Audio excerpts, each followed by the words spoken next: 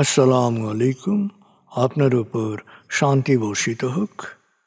প্রিয় শরীদ, খতমে কামালের ৩৩তম ধাপে আপনাকে স্বাগতম। আপনি জানেন, রোগ শোক, বিপদ আপদ, আসমানি জমিনি বালা মুসিবত, সকল ধরনের অস্থিরতা, অশান্তি, অনিশ্চয়তা, নিরাপত্তাহীনতা, দুর্যোগ, দুর্বিপাক, আজাব গজব থেকে মুক্তির জন্যে খতমে কামালি এক সহজ আমল। খতমে কামালির এই আমলের মধ্য দিয়ে প্রার্থনাকারী প্রার্থনার সাথে মিশে যান। আসলে প্রার্থনাকারী যখন প্রার্থনার সাথে মিশে যান, তখন প্রার্থনা কবুল হয়। খতমে কামালি প্রার্থনা কবুলের এই পরম মুহূর্তে আপনাকে নিয়ে যাবে। তাই নিজের, অন্যের, সমাজের, দেশের, মানব জাতির যে কোনো কল্যাণের নিয়তে আপনি এই আমলে অংশ নিন। আপনি সকল বিপদ আপদ, বালা মুসিবত মুক্ত হন। আপনার জন্যে কল্যাণকর সকল দোয়া আল্লাহ কবুল করুন। সব সময় আল্লাহ আমাদেরকে তার রহমতের ছায়ায় রাখুন।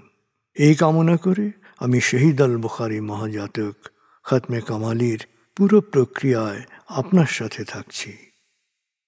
আসুন এবার আমরা ডুবে যাই সত্যের গভীরে।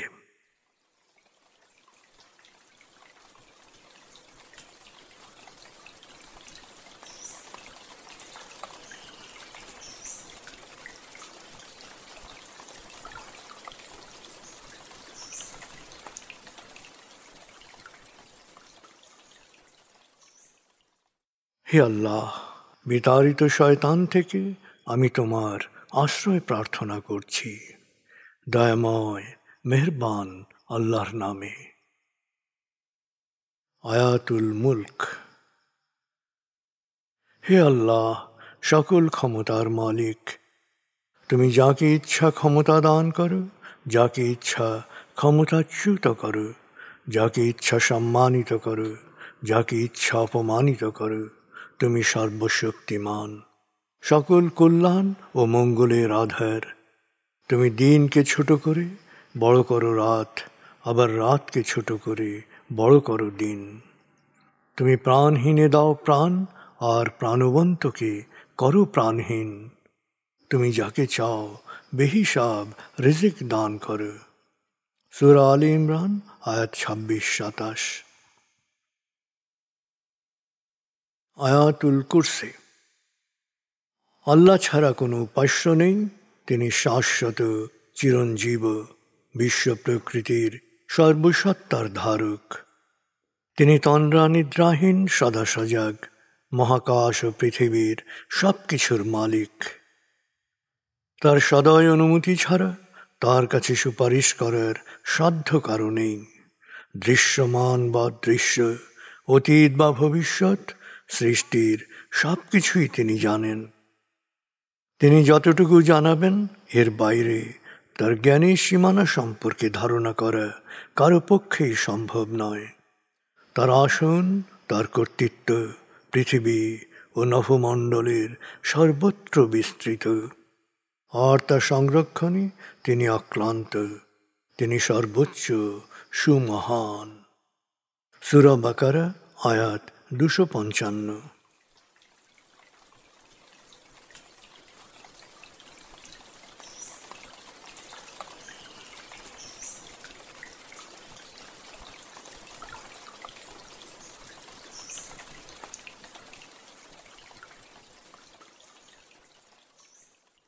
আসুন আমরা ধীরে ধীরে ডুবে যাই হৃদয়ের গভীরে নবী প্রেমে।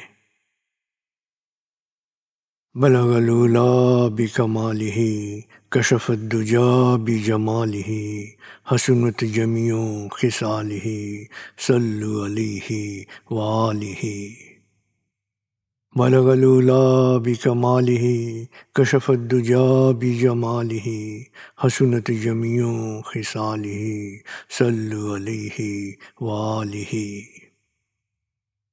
بلغ العلا بكماله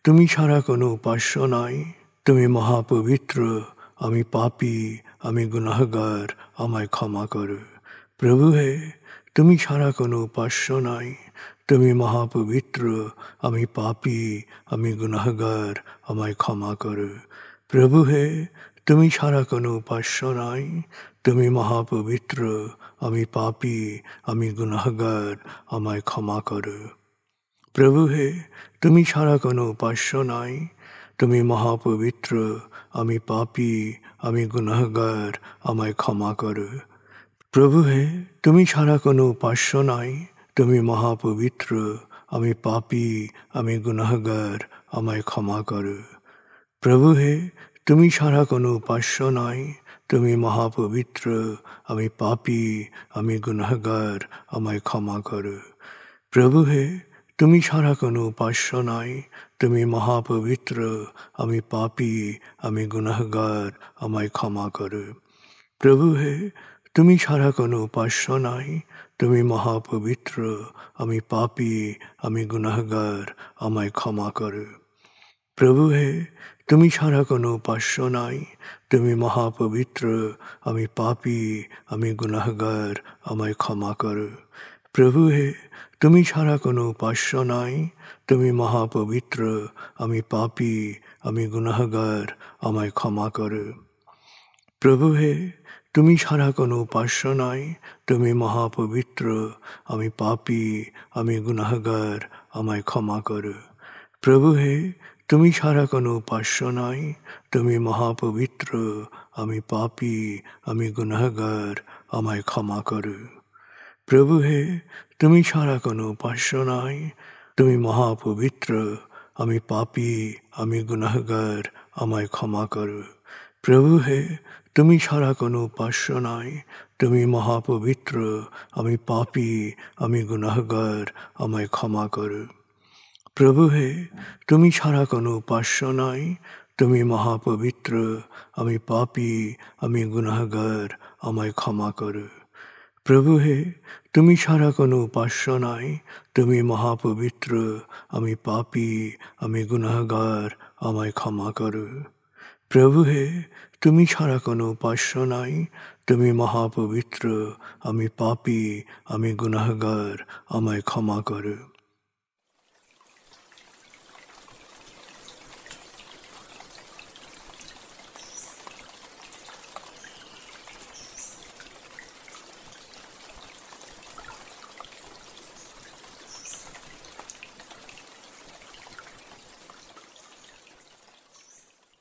এবার আমরা সূরা তাকবীর এর মর্মবাণীর অংশ বিশেষে ডুবে যাব। তারপর ডুবে যাব আজকের জন্য নির্ধারিত সূরার তেলাওয়াত ও মর্মবাণীতে। 81 সূরা তাকবীর। দয়াময় মেহেরবান আল্লাহর নামে।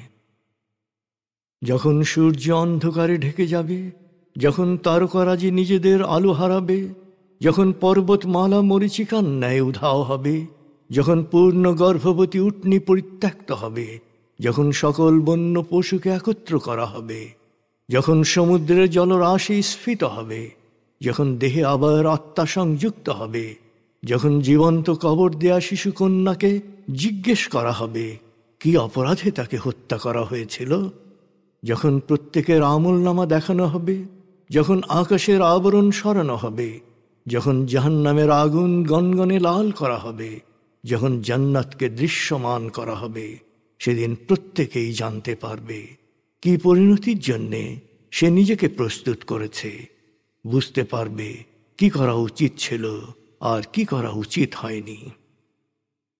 সাক্ষী আবর্তনশীল নক্ষত্র, কক্ষপথে দৃশ্যমান গ্রহসমূহ যা এক সময় অদৃশ্য হয়, সাক্ষী রাতের অবসান মুহূর্ত এবং প্রভাতের আগমন কাল। নিশ্চয়ই এই কোরআন আরশের সার্বভৌম অধিপতির নিকট উচ্চ মর্যাদা সম্পন্ন সম্মানিত রসুলের মুখ নিঃসৃত, যার কথা অবশ্যই বিশ্বাসযোগ্য ও মানা উচিত।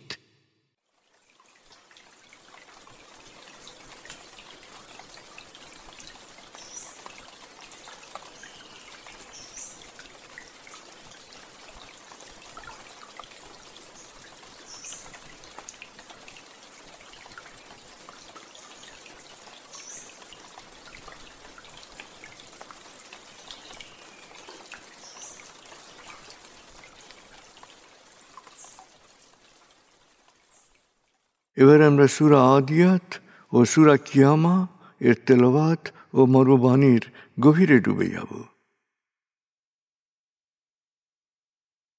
100 সূরা আদিয়াত, রুকু 1, আয়াত 11, মক্কি। বিসমিল্লাহির রহমানির রহিম। والعاديات ضبحا فالموريات قدحا فالمغيرات صبحا فأثرن به نقعا فوسطن به جمعا إن الإنسان لربه لكنود وإنه على ذلك لشهيد وإنه لحب الخير لشديد أفلا يعلم إذا بعثر ما في القبور وحصل ما في الصدور إن ربهم بهم يومئذ لخبير। দয়াময় মেহেরবান আল্লাহর নামে। তাকাও যারা ঊর্ধ্বশ্বাসে ধাবমান, যাদের পদাঘাতে স্ফুলিঙ্গ বিচ্ছুরিত হয়, যারা অভিযান চালায় উষালগ্নে, উৎক্ষিপ্ত ধূলিতে আধারে আচ্ছন্ন করে দিগন্ত, অন্ধভাবে ঢুকে পড়ে ভিড়ের মধ্যে, তছনছ করে সবকিছু নিজের স্বার্থে। আসলে মানুষ তার প্রতিপালকের প্রতি বড় অকৃতজ্ঞ, আর সে নিজেই এর সাক্ষী, কারণ সে ধন সম্পত্তির আসক্তিতে নিমজ্জিত। কিন্তু সে কি জানে না যে কিয়ামতের দিন কবর থেকে সবার পুনরুত্থান ঘটবে এবং সবার অন্তরে লুকানো সবকিছু প্রকাশ করা হবে। অবশ্য তাদের প্রতিপালক যে তাদের ব্যাপারে সবকিছু অবহিত ছিলেন, সেদিন তারা বুঝবে।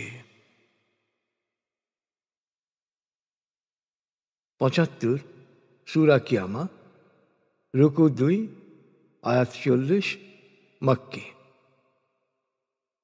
بسم الله الرحمن الرحيم لا أقسم بيوم القيامة ولا أقسم بالنفس اللوامة أيحسب الإنسان أن لن نجمع عظامه بلى قادرين على أن نسوي بنانه بل يريد الإنسان ليفجر أمامه يسأل أيان يوم القيامة فإذا برق البصر وخسف القمر وجمع الشمس والقمر يقول الإنسان يومئذ أين المفر كلا لا وزر إلى ربك يومئذ المستقر ينبأ الإنسان يومئذ بما قدم وأخر بل الإنسان على نفسه بصيرة ولو ألقى معاذيره لا تحرك به لسانك لتعجل به إن علينا جمعه وقرآنه فإذا قرأناه فاتبع قرآنه ثم إن علينا بيانه كلا بل تحبون العاجلة وتذرون الآخرة وجوه يومئذ ناظرة إلى ربها ناظرة ووجوه يومئذ باسرة تظن أن يفعل بها فاقرة كلا إذا بلغت التراقي وقيل من راق وظن أنه الفراق والتفت الساق بالساق إلى ربك يومئذ المساق فلا صدق ولا صلى ولكن كذب وتولى ثم ذهب إلى أهله يتمطى أولى لك فأولى ثم أولى لك فأولى أيحسب الإنسان أن يترك سدى ألم يك نطفة من مني يمنى ثم كان علقة فخلق فسوى فجعل منه الزوجين الذكر والأنثى أليس ذلك بقادر على أن يحيي الموتى দয়াময় মেহেরবান আল্লাহর নামে। সাক্ষী কিয়ামত দিবস, সাক্ষী তিরস্কারকারী বিবেক। মানুষ কি মনে করে আমি তাকে পুনরুত্থিত করতে, তার হাড়গুলো একত্র করতে পারবো না? আমি তো তার আঙ্গুলের ডগা পর্যন্ত পুনর্বিন্যস্ত করতে সক্ষম। তারপরও মানুষ অবশ্যম্ভাবী ভবিষ্যৎকে অস্বীকার করে পাপাচারে লিপ্ত থাকতে চায়। সে প্রশ্ন করে, কখন কিয়ামত দিবস আসবে? যেদিন চক্ষু স্থির হয়ে যাবে, চন্দ্র হয়ে পড়বে আলোহীন, সূর্য ও চন্দ্র একত্র করা হবে, সেদিন মানুষ প্রশ্ন করবে, এখন পালাবো কোথায়? হে মানুষ, সেদিন পালানোর কোনো জায়গা থাকবে না। দৌড়ের পরিসমাপ্তি ঘটবে প্রতিপালকের সামনে সমবেত হয়ে। সেদিন মানুষকে জানানো হবে সে কি করেছে আর কি করেনি। সেদিন সে নিজেই নিজের অবস্থা দেখতে পাবে, যদিও সে পেশ করবে নানা অজুহাত। ওহী আয়ত্ত করার জন্যে তুমি তাড়াতাড়ি জিহ্বা নেড়ো না। এ সংরক্ষণ ও তেলাওয়াত করানোর দায়িত্ব আমার। অতএব যখন আমি পাঠ করি, তখন তুমি ওর শব্দমালা মনোযোগ দিয়ে শোনো। তারপরও মনে রেখো, এর অর্থ সুস্পষ্ট করার দায়িত্ব আমারই। বাস্তব সত্য হচ্ছে, তোমরা অধিকাংশই যা সামনে দেখতে পাও, অর্থাৎ পার্থিব জীবনকেই ভালোবাসো। মহাবিচার দিবস এবং পরকালের জীবন নিয়ে কোনো চিন্তা করো না। কিয়ামত দিবসে কোনো কোনো মানুষের মুখ হবে আনন্দে উজ্জ্বল। তারা তাকিয়ে থাকবে প্রতিপালকের দিকে। সেদিন কারো কারো চেহারা হবে হতাশা আর আতঙ্কে নীল, সর্বনাশা বিপর্যয় সামনে জেনে। হায়, শেষ নিঃশ্বাস যখন কণ্ঠাগত, তখন মানুষ জিজ্ঞেস করবে, কোনো ওস্তাদ ভেলকিবাজ কি নেই যে তাকে রক্ষা করতে পারে? তখন তার মনে হবে, হ্যাঁ, এই হচ্ছে শেষ বিদায় মুহূর্ত, আর মৃত্যুর কোলে ঢলে পড়বে সে। সেই দিন প্রভুর পানে যাত্রা হবে শুরু। তার অনুশোচনা তখন হবে অর্থহীন, কারণ জীবদ্দশায় সে সত্যকে গ্রহণ করেনি, আল্লাহকে স্মরণ করেনি, বরং সে সত্য প্রত্যাখ্যান করেছিল, সত্য থেকে মুখ ফিরিয়ে নিয়েছিল এবং দম্ভ ভরে ফিরে গিয়েছিল পরিবারে, বাপ দাদাদের ভ্রান্ত বিশ্বাসে। হে মানুষ, প্রতি মুহূর্তে তোমার সময় ঘনিয়ে আসছে, তোমার খুব কাছে, খুব কাছে। আবার বলছি, তোমার আরো কাছে, আরো কাছে সময় ঘনিয়ে আসছে। মানুষ কি মনে করে কৃতকর্মের হিসাব নিকাশ ছাড়াই তাকে এমনি এমনি ছেড়ে দেয়া হবে? মানুষকে ভেবে দেখবে না, সে কি এক সময় স্খলিত শুক্রবিন্দু ছিল না? তারপর কি নিষিক্ত ডিম্বে পরিণত হয়নি? তারপর আল্লাহ কি তাকে আকৃতি দান ও সুঠাম করেননি? তারপর তিনি তা থেকে যুগল নরনারী সৃষ্টি করেননি? এরপরও কি তুমি মনে করবে মৃতকে জীবিত করার শক্তি আল্লাহর নেই?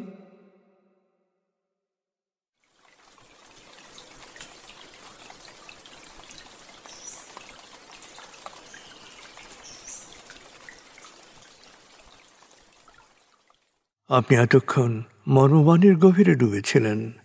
এবার আপনার মনে মর্মবাণীর যে বিষয়গুলো দাগ কেটেছে, সেই বিষয়গুলোর ভাবনায় ডুবে যান।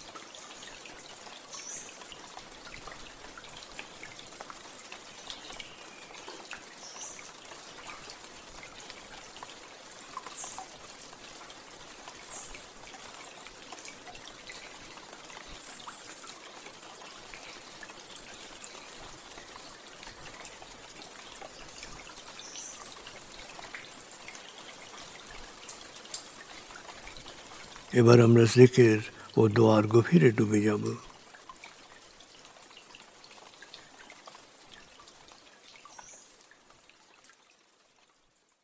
এবার হালকাভাবে চোখ বন্ধ করুন, লম্বা দম নিন, নাক দিয়ে দম নিন, আস্তে আস্তে মুখ দিয়ে দম ছাড়ুন।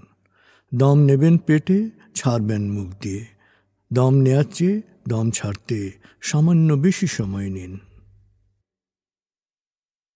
দম নিতে নিতে ভাবুন প্রকৃতি থেকে আফুরন্ত প্রাণশক্তি শরীরে প্রবেশ করছে, আর দম ছাড়তে ছাড়তে ভাবুন শরীরের সকল দূষিত পদার্থ বাতাসের সাথে বেরিয়ে যাচ্ছে।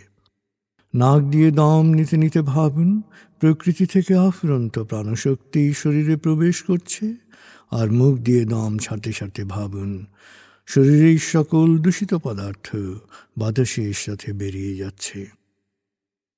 দম নিতে নিতে ভাবুন প্রকৃতি থেকে আফুরন্ত প্রাণশক্তি শরীরে প্রবেশ করছে। দম ছাড়তে ছাড়তে ভাবুন শরীরের সকল দূষিত পদার্থ বাতাসের সাথে বেরিয়ে যাচ্ছে। দম নিতে নিতে ভাবুন প্রকৃতি থেকে আফুরন্ত প্রাণশক্তি শরীরে প্রবেশ করছে, আর দম ছাড়তে ছাড়তে ভাবুন শরীরের সকল দূষিত পদার্থ বাতাসের সাথে বেরিয়ে যাচ্ছে। দম নিতে নিতে ভাবুন প্রকৃতি থেকে আফুরন্ত প্রাণশক্তি শরীরে প্রবেশ করছে, আর দম ছাড়তে ছাড়তে ভাবুন শরীরের সকল দূষিত পদার্থ বাতাসের সাথে বেরিয়ে যাচ্ছে। এবার দম স্বাভাবিক হতে দিন। স্বাভাবিকভাবে নাক দিয়ে দম নিয়ে নাক দিয়ে দম ছাড়ুন। আপনার অঙ্গ শিথিল ও নিষ্প্রাণ হয়ে আসছে। এবার নাক দিয়ে ধীরে ধীরে দম নিয়ে বেশ সময় নিয়ে ধীরে ধীরে নাক দিয়ে দম ছাড়ুন। দম নেওয়ার চেয়ে ছাড়ায় সময় একটু বেশি নিন। ধীরে ধীরে দম নিন, ধীরে ধীরে দম ছাড়ুন। ধীরে ধীরে দম নিন, ধীরে ধীরে দম ছাড়ুন। ধীরে ধীরে দম নিন, ধীরে ধীরে দম ছাড়ুন। ধীরে ধীরে দম নিন, ধীরে ধীরে দম ছাড়ুন। ধীরে ধীরে দম নিন, ধীরে ধীরে দম ছাড়ুন। এবার দম স্বাভাবিক হতে দিন। আপনি এখন দম খেয়াল করুন। বাতাস নাক দিয়ে ফুসফুসে প্রবেশ করছে, আবার বেরিয়ে আসছে। আপনার পুরো মনোযোগ নাকে দমের প্রবেশ পথে দিন। বাতাস স্বাভাবিক যাওয়া আসা করুক, আপনি শুধু দম খেয়াল করুন।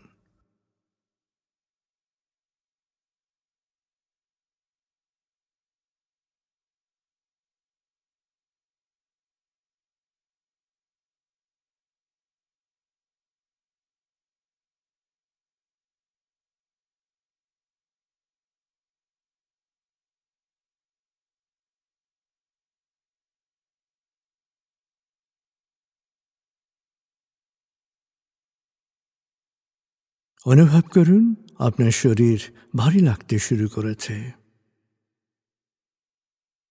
আরাম আরাম আরাম অনুভব করুন শীতলতা স্রোতের মতো, বরফ গলা পানির মতো আপনার মাথা থেকে শরীর বেয়ে নিচের দিকে নেমে যাচ্ছে।